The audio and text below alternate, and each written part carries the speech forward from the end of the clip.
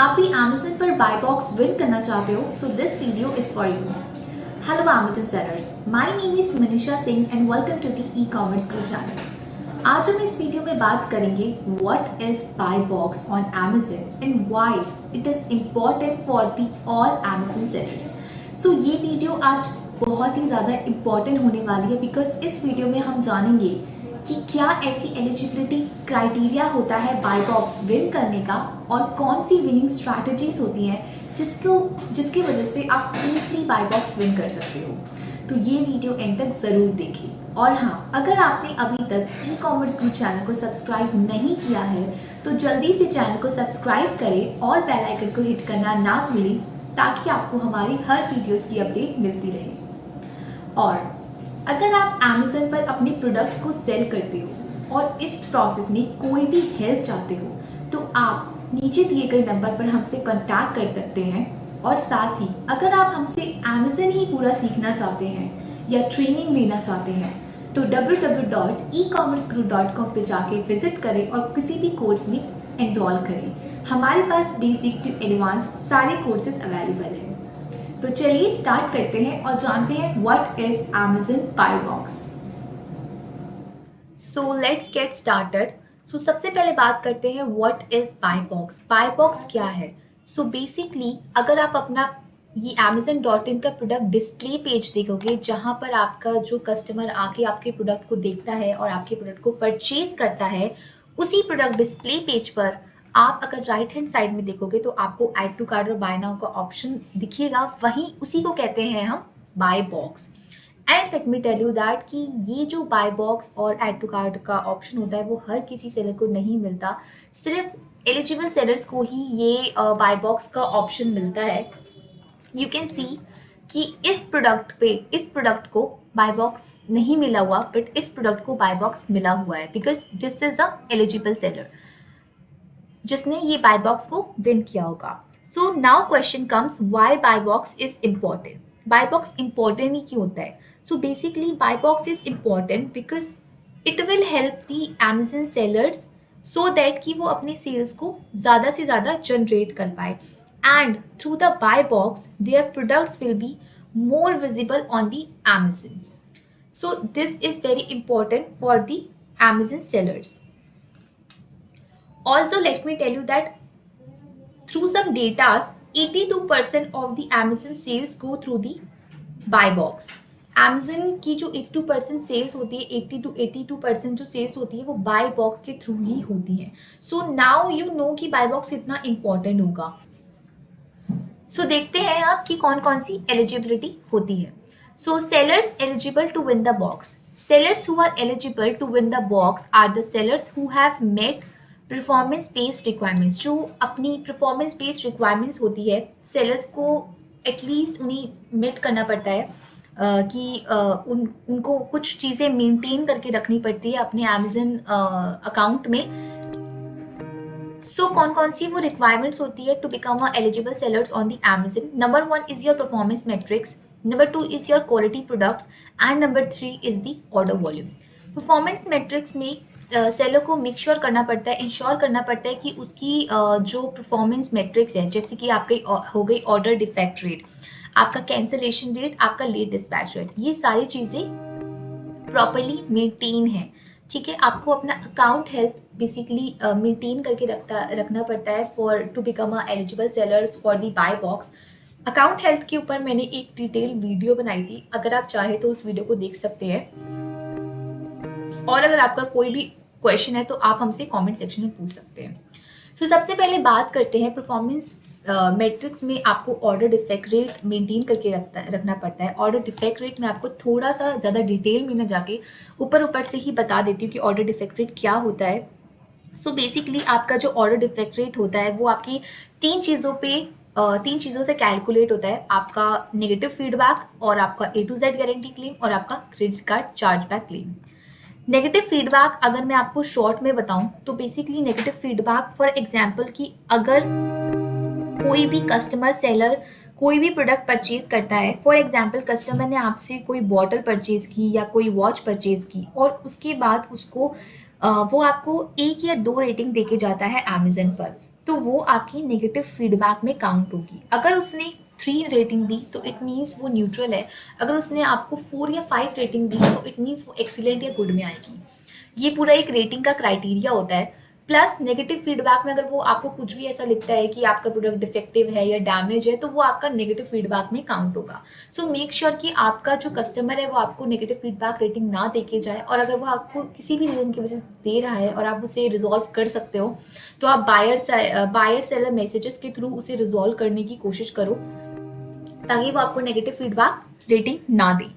Number 2 is your A to Z guarantee claim. So basically, A to Z guarantee claim is if a customer buy any product from the sellers, और अगर कोई customer seller से product purchase करता है तो उसके बाद वो प्रोडक्ट के रिटर्न के लिए रिक्वेस्ट डालता है और सेलर की तरफ से उसे कोई रिस्पॉन्स नहीं मिलता, मैं आपको शॉर्ट में बता रही हूँ बेसिकली, या फिर सेलर उसका रिफंड या रिप्लेसमेंट को प्रोसेस नहीं करता, तो ऐसे में अमेजन जो कस्टमर होता है उस सेलर पे A to Z guarantee claim डाल देता है।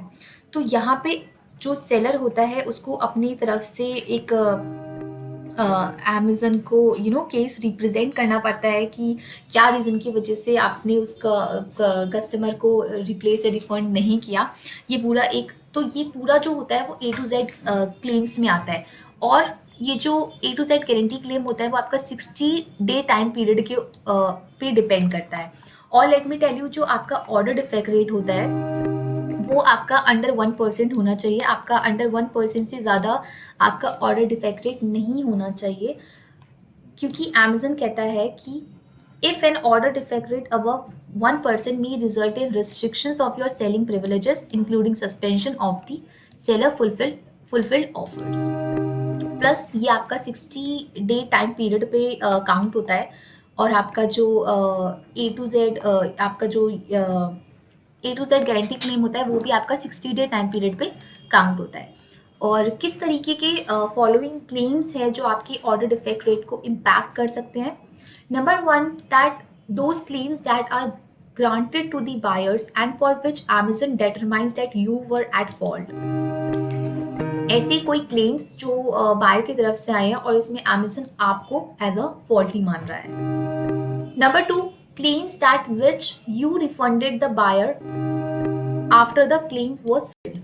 आप ऐसा कोई क्लेम जिसमें बायर ने कुछ क्लेम डाला हो और आपने उसे रिफंड किया हो, सो उससे भी क्लेम्स को इसमें माना जाएगा। Number 3, claims for which you और Amazon कैंसिल द ऑर्डर। ऐसा कुछ भी जिसमें आपने या Amazon ने ऑर्डर कैंसिल किया हो। Number 4, that claims that are pending a decision on appeal. The following types of claims do not impact on your order defect rate. ये हो गए ऊपर वाले हो गए जो आपके ऑर्डर डिफेक्ट रेट को इम्पैक्ट कर सकते हैं, और ऐसे कुछ क्लेम्स भी होते हैं जो आपके ऑर्डर डिफेक्ट रेट को इम्पैक्ट नहीं करेंगे। और वो कौन कौन से क्लेम्स होते हैं? Number 1 is claims for which Amazon determines that you were not at fault, कि आपका कोई फॉल्ट नहीं था। Number 2, claims that are denied to the buyer, जो बायर को मना कर देता है, right. claims that were withdrawn by the buyer, या बायर के थ्रू वो विड्रॉ कर लिया हो क्या हो, इस तरीके का कोई भी क्लेम आपको आपके ऑर्डर डिफेक्ट रेट पर, आपके ODR पर इम्पैक्ट नहीं करेगा। एंड Amazon कहता है, if a claim decision is reversed on appeal and you are found to be not to be at fault, then the claim will be removed from your order defect rate. ऐसा कोई claim जो reversed हो गया हो, आप उसमें guilty ना हो, आप फॉल्ट ना माने गए हो, तो वो रिमूव हो जाएगी आपके ODR से। अब बात करते हैं क्रेडिट कार्ड चार्जबैक क्लेम्स की। सो बेसिकली ये ज़्यादातर सेलर्स को नहीं मिलता। चार्जबैक क्लेम्स में बेसिकली ये होता है कि अगर किसी कस्टमर को कोई भी प्रोडक्ट गलत मिलता है या कस्टमर को रिटर्न चाहिए, तो कस्टमर Amazon में डायरेक्ट कंप्लेन ना करके चार्जबैक के लिए रिक्वेस्ट डालता है बैंक में या फिर पेमेंट गेटवे, जिससे ये जो पेमेंट है वो जो पेमेंट हुई है तो वो चार्जबैक क्लेम के अंडर में आता है। And chargeback claim mostly sellers को रिसीव नहीं होते। रेयर केसेस ऐसे होते हैं जिसमें चार्जबैक क्लेम Amazon सेलर्स को रिसीव हुए हैं।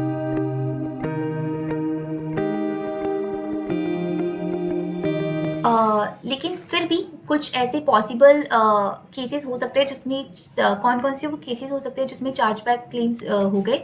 Number one is that the buyer claims that they did not receive the item. Number two that the buyer return the item but did not receive the fund, and the buyer receive the damage और the defective product. So इस तरीके की वो chargeback credit card chargeback claims होते हैं. So make sure कि आपकी जो ODR है वो अंडर 1% ही है. अगर आपकी ODR 1% है तो आपकी जो परफॉर्मेंस मेट्रिक है वो ठीक होगी. Number two is your cancellation rate. So what is cancellation rate? So basically cancellation rate आपका जो होता है, the cancellation rate is calculated as a seller cancelled order represented as a percentage of total orders over a both 7-day और 30-day period. Calculation rate only applies to sellers fulfil orders. Number one, आपका जो cancellation rate होता है वो seller fulfilled orders पर ही applied होता है. Obviously ये आपका FBA पे अप्लाइड नहीं होता. Number two, with in 7 days और 30 day के पीरियड पे कैलकुलेट किया जाता है. इसका मतलब कि आपके पास कितने ऑर्डर्स आए और आपने एज अ सेलर उस ऑर्डर्स में से कितने ऑर्डर्स को कैंसिल किया अपनी तरफ से. सो वो आपका आ जाएगा कैंसिलेशन रेट में. Amazon says that the metrics includes all order cancellation initiated by the sellers or when an order is cancelled automatically by Amazon because the seller has not shipped or ship confirmed the order. Number one is the within 24 hours of the estimated ship date for the standard orders and within the estimated ship date for easy ship guaranteed delivery and the local shop orders. So these are the things. और cancellation rate जो होता है किन चीज़ों को include नहीं करता. Cancellation rate that are requested by the customer using the order cancellation option in the Amazon account when cancelled by sellers using the reason as a buyer cancel. अगर कोई बायर कैंसिल करता है तो वो आपके cancellation rate में नहीं आएगा. Number two, the pending orders that are cancelled by the customer directly on Amazon. ऐसा कोई पेंडिंग ऑर्डर, कोई भी ऐसा ऑर्डर चल रहा हो Amazon पे जो पेंडिंग है और वो कस्टमर के थ्रू ही कैंसिल किया गया है तो वो आपके कैंसिलेशन रेट में नहीं आएगा. Now the question comes, why should you avoid the order cancellation initiated by the sellers? आपको अपनी तरफ से क्यों नहीं किस तरीके से अवॉइड करना चाहिए कैंसिलेशंस को? क्योंकि जो आपका कैंसिलेशंस होता है वो एटलीस्ट 2% होना चाहिए to enable the good customer experience and maintain good seller performance metric. To avoid impacting these metrics, we recommend that you shipped out your orders by the expected ship date. Consistent poor performance may result in poor customer experience and could lead to enforcement action including loss of selling privileges on the Amazon. So make sure कि आपका जो cancellation rate है वो बहुत कम ही हो और under 2% ही हो, और हो ही ना हो तो बेटर है. Now let's talk about the late shipment rate. So late shipment rate represent the orders that have been confirmed after the expected ship date as a percentage of total orders over both have 10 days or 30 days period. Late shipment rate only applies to the self-fulfilled orders. जो self fulfilled seller fulfilled orders होती है उन्हीं के ऊपर late dispatch rate होता है और आपका वो 10 days और 30 days के पीरियड पे काउंट होता है. मीन्स आपके पास कितने ऑर्डर्स आए और उसमें से आपने कितने लेट डिस्पैच किए या लेट शिप किए. So Amazon says that it is important to confirm the shipment of orders by the expected ship date so that the customer can see the status of their shipped orders online. So basically आपको इससे बचने के लिए अपना जो orders है वो आपकी जो एक्सपेक्टेड शिप डेट है उस स्टेटस को अपडेट करते रहे ऑनलाइन सो दैट आपका कस्टमर आपकी एक्सपेक्टेड शिप डेट को देख पाए. So these all are the thing. And Amazon says that expected ship dates are adjusted as per your operating days and for the national holidays. So ये भी चीज़ होती है. और Amazon says that sellers are recommended to keep the late shipment rate under 2%. आपका जो late shipment rate होना चाहिए वो under 2% ही होना चाहिए to enable a good customer experience and maintain a good seller performance metrics on the Amazon. So basically आपको in normal चीज़ों का परफॉर्मेंस मेट्रिक्स का ध्यान रखना पड़ेगा Amazon पे when you are selling on Amazon. So अगर आप बाय बॉक्स विन करना चाहते हो so make sure कि आपकी जो परफॉर्मेंस मेट्रिक्स है वो properly you have to ensure that the customer have a great experience. जो आपके कस्टमर्स हैं उन्हें कोई प्रॉब्लम ना हो और आपकी जो भी मेट्रिक्स है वो प्रॉपरली मेंटेन हो, वो आप उस क्राइटेरिया को मेट करते हो, सो तभी आपको बाय बॉक्स मिलने के चांसेस आपके बढ़ जाएंगे. Number two, the quality of the products, which is measured by the metrics like seller controllable return rate, means returns and refunds due to the product related issue, and the product rating given by the Amazon, by the customer. So seller controllable rate में क्या, quality of product से ही समझ रहे हैं कि seller controllable return date, इसका मतलब ये होता है कि अमेजन में सेलर ने कितने प्रोडक्ट्स को डिलीवर किया, उसमें से उसके कितने रिफंड और रिटर्न आते हैं. सो मेक श्योर कि आपके रिफंड और रिटर्न ना आए, और आपके रीज़न ये नहीं होने चाहिए like customer receiving a defective or damaged product, customer face size or fitting issues, quality of the product is not as per the customer's expectations, and inaccurate and incomplete information is provided on the product detail page. So basically reason क्या होता है refund और return का, कि आपको आपके जो customer है उसको डिफेक्टिव या डैमेज प्रोडक्ट मिल रहा है, या कोई साइज़ या फिटिंग इश्यूज़ आ रहे हैं. अगर आप कोई क्लोथिंग कैटेगरी में डील कर रहे हो, सो मेक श्योर कि उसका कोई साइज़ और फिटिंग इश्यूज़ ना आए. Number three is the quality customer के एक्सपेक्टेशन से मैच ज़रूर होनी चाहिए. आपने कुछ और बोला है और उसकी एक्सपेक्टेशंस कुछ और है, और वो डिलीवर एक्चुअल में कुछ और होता है. सो इस टाइम ऐसे केसेस में सेलर का कंट्रोलेबल रिटर्न रेट बढ़ जाता है. Number four is inaccurate and incomplete information is provided on the product detail page. Product detail page पे मेक श्योर कि आप वही प्रोवाइड करें जो आपका, when you are listing the product, so वही डिटेल्स प्रोवाइड करें जो आपके प्रोडक्ट के बारे में है accurately.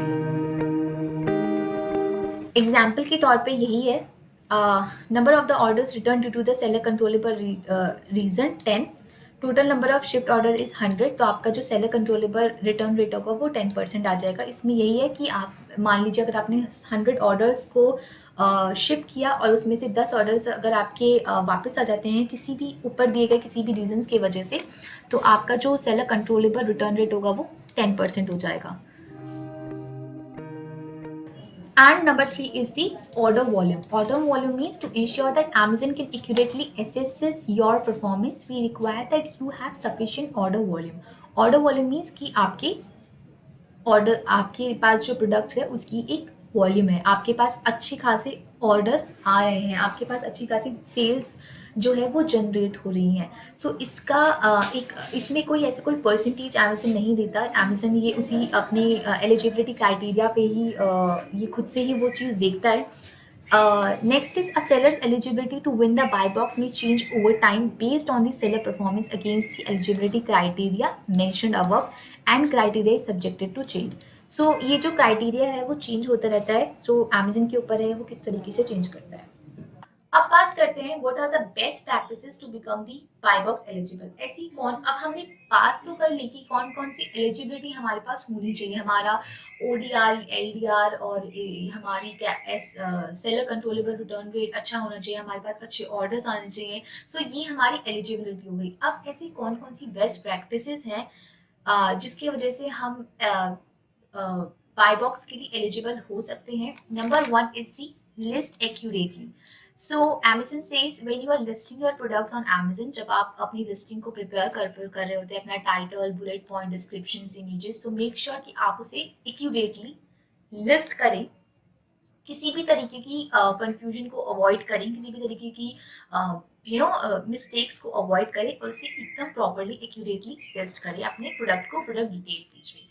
Number two is ship accurately. Customer might leave negative feedback if they receive the wrong item. Build reliable fulfillment and shipping procedure to prevent like this. So Amazon said for becoming a buy box eligible sellers, you have to ship your products to the customer very accurately. Avoid the negative feedbacks and lead dispatchment rate type of things on the Amazon when shipping the products to your customer.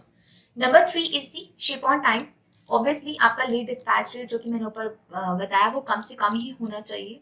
आप अपने customer को कोई भी order आप cancel ना करें, हमेशा time पर शिप करें, और अपनी ऑर्डर्स को हमेशा अपडेट करते रहे अपने स्टेटस को कि आपका आपका जो प्रोडक्ट है इस टाइम पे इस जगह पर पहुंचा है और वो कब तक पहुंचेगा, या कोई भी इस तरीके की अगर इन केस की कोई भी डिले होता है किसी भी प्रॉब्लम की वजह से, नेचुरल डिजास्टर या किस तरीके की कोई इशू की वजह से, तो मेक श्योर कि आप उसे अपडेट कर रहे हो कस्टमर को.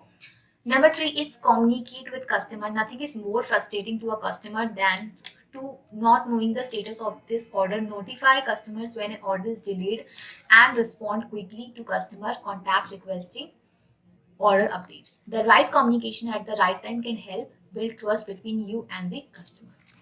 So अपने कस्टमर के साथ कम्युनिकेट जरूर करें इस चीज के ऊपर, उसको टाइम टू टाइम अपडेट जरूर करें. And the end, provide excellent customer service, provide post-transaction support, refund, returns and exchange to help ensure customer satisfaction. So Amazon ये कहते हैं कि अपने कस्टमर को excellent services दें. So अगर आप ये सारी चीज़ें करते हैं, so आप eligible हो जाते हैं आपकी बाय बॉक्स के लिए. और ये सारी एक बेस्ट प्रैक्टिसेस हैं, अगर आप इसे फॉलो करोगे so आप डेफिनेटली एलिजिबल हो जाओगे बाय बॉक्स के लिए. सो चेक करने के लिए आप यहाँ पर आपका जो भी ASIN है यहाँ पर वो आप डाल सकते हो. ASI नंबर है SKU, और यहाँ पे अगर आप चेक पे क्लिक करोगे तो आपको उसकी एलिजिबिलिटी शो हो जाएगी कि आपका कौन सा प्रोडक्ट बाय बॉक्स के लिए एलिजिबल है या नहीं. So that's all guys. I hope कि आपको ये वीडियो पसंद आई होगी और आपको समझ में आया होगा कि what is the buy box, why buy box is important, what are the eligibility requirements to become a eligible sellers for the buy box, and what are the best practices you can apply to become a eligible sellers for the buy box on the Amazon. अगर आपको ये video पसंद आई है तो video को like, share and comment जरूर करें. Next video में मैं आपको जरूर बताऊंगी कि अगर आपको बाय बॉक्स नहीं मिलता तो आपके पास क्या अदर ऑप्शंस होते हैं, और मैं अगर कहूँ कि क्या आपको other options, more by choices boxes आपको मिलती हैं बाय बॉक्स के अलावा. सो अगर आपको ये वीडियो पसंद आई है तो वीडियो को लाइक, शेयर एंड कमेंट जरूर करें, और वीडियो को ज़्यादा से ज़्यादा लोगों तक शेयर जरूर करें. ऑल्सो अगर आप हमसे जुड़ना चाहते हैं तो हमसे आप नीचे दिए गए किसी भी सोशल मीडिया चैनल्स पर आप हमसे जुड़ सकते हो. सो आज के लिए बस इतना ही. मिलते हैं नेक्स्ट वीडियो में. तब तक के लिए bye and do follow e-commerce. इस वीडियो को एंड तक देखने के लिए थैंक यू वेरी मच. अगर आपको ये वीडियो पसंद आई है तो वीडियो को लाइक एंड शेयर ज़रूर करें ताकि ये वीडियो ज़्यादा से ज़्यादा लोगों तक पहुंच पाए. और हाँ, हमें नीचे कमेंट सेक्शन में ज़रूर बताएं कि आपको Amazon पर बाय बॉक्स मिला या फिर नहीं. आज की वीडियो में बस इतना ही. मिलते हैं नेक्स्ट वीडियो में एक न्यू टॉपिक के साथ, एक न्यू इन्फॉर्मेशन के साथ. तब तक के लिए bye bye sellers and do follow e-commerce को.